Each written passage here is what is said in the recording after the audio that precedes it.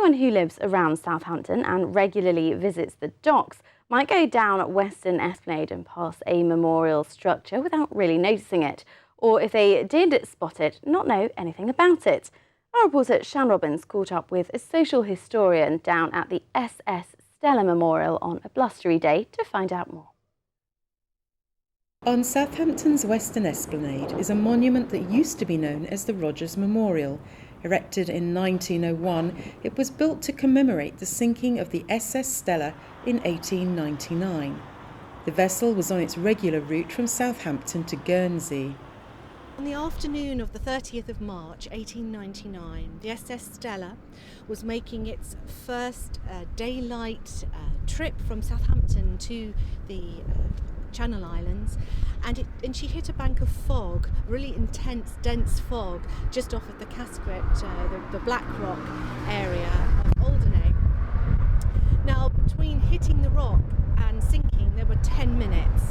There were 200 passengers on board, and unfortunately the passenger list went down with the ship, so it wasn't until quite a while afterwards that we actually knew who had gone down with the ship.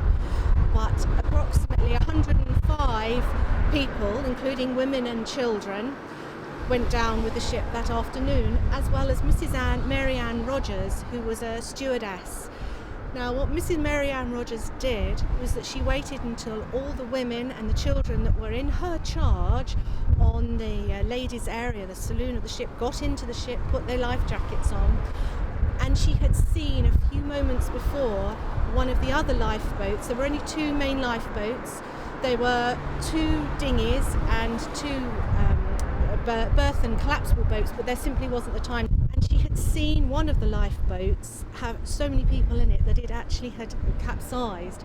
So when it came to her turn to go into the lifeboat and they were calling to her to do so, she decided that in that split second that to do that she would compromise the safety of those in the boat. So she decided to go down with the ship, which is exactly what happened. And she didn't actually have a life jacket, although there were plenty of life jackets on board the boat. There were 750 apparently. When the inquest happened a short while afterwards, they found that a number of those life jackets didn't have the right tabs on them, but there were certainly enough life jackets.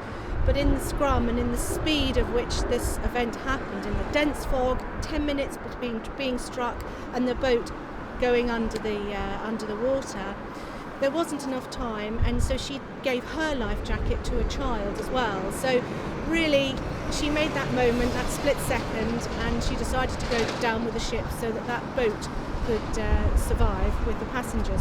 The memorial has on it a tribute to Mary Ann Rogers, sharing her heroic sacrifice. She'd worked as a stewardess for many, many years. She was widowed in 1883, and she had to bring up her two children, her son and her daughter, and she had an aged father, certainly by the time that she was on board the SS Stella.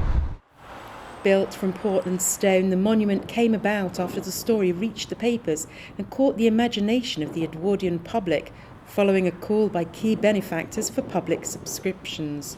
It was originally a drinking fountain, and as you can see here, there would have been a tap here so that people could have taken the waters, but it has ceased to function as a drinking fountain many, many moons ago. The other thing to look out for as well, if you are coming down to the Stella Memorial, there are 32 roses carved in the very top part, in the canopy of the monument. Now those 32 roses, if you know the coat of arms for Southampton, those roses are the same as the coat of arms for Southampton. So it's a very, Southampton, it's a very proud monument, and it will, of course it's been weather beaten and survived many things over the years.